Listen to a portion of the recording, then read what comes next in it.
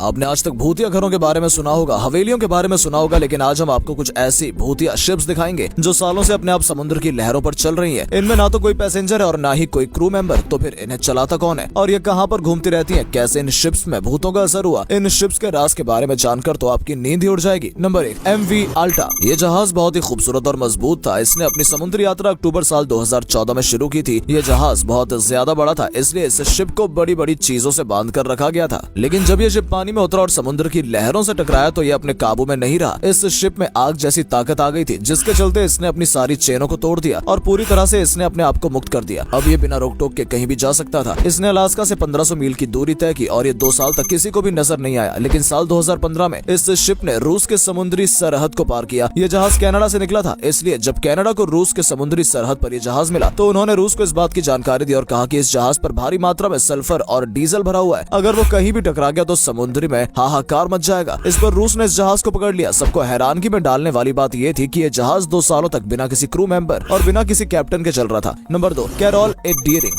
ये एक ऐसा समुद्री जहाज है जो सालों से अपने आप ही अपना सफर तय कर रहा है। इसे चलाने के लिए शिप पर कोई भी मौजूद नहीं है। लेकिन ये कैसे एक भूतिया जहाज में बदल गया और इसकी शुरुआत कैसे हुई? ये शिप साल 1919 में जनवरी के महीने में अपनी यात्रा पर निकला था। जब इसको पानी में उतारा था तो ये एकदम सही था। कंट्रोल रूम का कांटेक्ट इस समुद्री जहाज के साथ हो रहा था। लेकिन पानी में थोड़ी ही देर बाद इसके साथ कुछ ऐसा हुआ जिसे देखकर हर कोई हैरान रह गया। जब ये पानी में था तो कुछ समय के बाद इस शिप का किसी के साथ भी कांटेक्ट नहीं हो पाया और पता नहीं ये शिप कहां अचानक से गायब हो गया। इस शिप को करीब 1 साल तक देखा नहीं गया, ना ही इस शिप की किसी को खबर मिली। यह समुद्री जहाज पूरी तरह से गुमनाम हो गया था। लेकिन ठीक 2 साल के बाद ये कैरोलिना के तट पर दिखाई दिया। जिस दिन रेस्क्यू टीम इस शिप की खोज करने निकली उस दिन मौसम बहुत ज्यादा बिगड़ा हुआ था। तेज हवाएं और आंधी की वजह से रेस्क्यू टीम इस शिप के अंदर नहीं जा सकी। लेकिन थोड़े दिन बाद जब मौसम में कुछ सुधार आया तो ये लोग इस शिप का मुआयना करने गए। इस शिप की जांच करने के लिए इसे किनारे पर लाया गया और फिर रेस्क्यू टीम इस जहाज के अंदर गई। उन्हें लग रहा था कि इतने सालों के बाद जहाज में मौजूद लोगों की सिर्फ लाशें बची होंगी या फिर हो सकता है कि कोई इंसान भी जिंदा हो।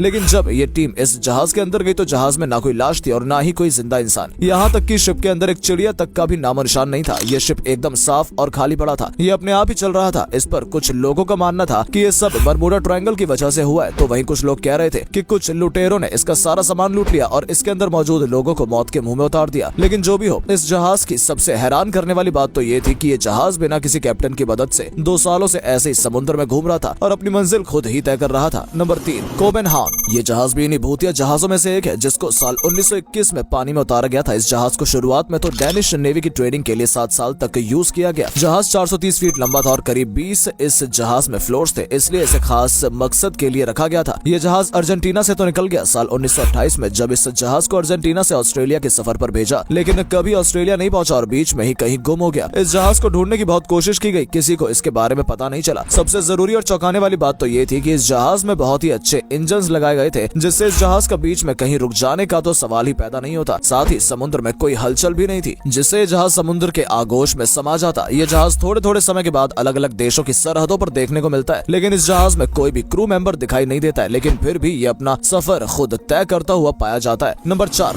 ऑक्टावियस। ये एक ट्रेडिंग जहाज था जिसने अपना सफर साल 1761 में शुरू किया था। ये जहाज चीन और लंदन के बीच की दूरी तय कर रहा था, लेकिन ये अपनी मंजिल पर जाने से पहले गायब हो गया। इस जहाज पर इसका कप्तान मौजूद था, लेकिन आखिरी बार जब कप्तान ने कांटेक्ट किया तो बताया कि वो मुसीबत में है, इसलिए वो इस जहाज को नॉर्थ वेस्ट पैसेज के तट पर ले जा रहे हैं। लेकिन समस्या ये थी कि जिस रास्ते को कप्तान बड़ी ही बहादुरी से चुन रहे थे, आज तक कोई भी जहाज वहां जाकर जिंदा वापस नहीं आया था। लेकिन इस जहाज का कैप्टन इतिहास के पन्नों में अपना नाम दर्ज करना चाहता था, इसलिए उसने ये जोखिम भरा कदम उठाया। लेकिन ये जहाज ना तो कैप्टन के बताए हुए रास्ते पर पहुंचा और ना ही दोबारा कहीं दिखाई दिया। ये शिप कप्तान को लेकर एक ऐसे इलाके में पहुंच गया जिसका कोई भी नामो निशान देखने को नहीं मिलता है। नंबर 5, द बेल अमिका। ये भी भूतिया जहाजों की लिस्ट में शुमार है। इस जहाज को 24 अगस्त 2006 में मेडिटेरियन आइलैंड पर देखा गया था। इस खौफनाक जहाज को इटली के कोस्ट गार्डिया तट रक्षक ने खोजा था। जब इस जहाज को कोस्ट गार्डिया ने दूर से देखा तो इसे देखकर उन्हें लगा कि इस जहाज पर कोई भी मौजूद नहीं है। ये जहाज चट्टानों की तरफ जा रहा था, जिसके डायरेक्शन को देखकर कोस्ट गार्डिया ने इसे सबसे पहले दूसरी तरफ मोड़ा और फिर कोस्ट गार्डिया ने अपने ग्रुप के दूसरे लोगों से कहा कि तुम लोग इस जहाज की अच्छे से छानबीन करो और इसका पता लगाओ। अभी किसी को भी नहीं पता था कि ये जहाज कैसे यहाँ पर आया है, लेकिन जब इसके अंदर जो चीजें मिली तो उसे देखकर लोगों के मन में और सवालों की बारिश होना शुरू हो गई। इस जहाज में मिस्र देश का फूड रखा हुआ था, जिसे किसी ने आधा खाया था। साथ ही नॉर्थ अमेरिका का मैप भी रखा था, जिन्हें फ्रांसीसी भाषा में लिखा गया था। इसके साथ ही इसमें एक देश का झंडा भी रखा था। इन सब चीजों को देखकर कोई भी ये समझ नहीं पा रहा था कि जब इस जहाज पर कोई मौजूद नहीं था तो फिर ये सब सामान आया कहाँ से। यही एक रहस्य बनकर रह गया। Number 6, the jenny. ये जहाज भूतिया जहाजों की लिस्ट में पहले नंबर पर आता है। इस जहाज ने भी दूसरे जहाजों की तरह अपनी सफलतापूर्वक यात्रा तय तो की, लेकिन अपनी मंजिल पर नहीं पहुंच पाया। इस जहाज को साल 1822 में समुद्र में उतारा गया था। ये जहाज इंग्लैंड का था। ये जहाज एक साल बाद यानी 1823 को अपने सारे क्रू मेंबर के साथ अंटार्कटिक महासागर की लहरों में खो गया था। फिर यह जहाज ठीक 17 साल बाद दिखाई दिया। व्हेल मछली की तलाश करने वाले हॉप शिप ने इसकी खोज की। इस जहाज को जब खोजा गया तो इसके अंदर जितने भी क्रू मेंबर थे वो सभी मरे हुए थे, लेकिन उनकी लाशें बिल्कुल सही सलामत थी। सारे ही लोग बर्फ में जकड़े हुए थे और जो इसका कैप्टन था वो टेबल पर बैठे बैठे ही बर्फ में जम गया था। साथ ही कप्तान की किताब भी उसी टेबल पर थी और लास्ट एंट्री में कप्तान ने 4 मई साल 1823 को की थी और इसमें उन्होंने लिखा था कि इस जहाज पर मैं ही अकेला जिंदा बचा हूं और मुझे 71 दिनों से कुछ भी खाने के लिए नहीं मिला है। बहुत से लोगों को ये बात एकदम झूठ लगती है, तो कुछ लोगों का मानना है कि ये सच है। आपको क्या लगता है? कमेंट में लिखकर बताएं। दोस्तों, आप इनमें से किस भूतिया जहाज के बारे में पहले से जानते थे? कमेंट सेक्शन में लिखकर जरूर बताएं। धन्यवाद।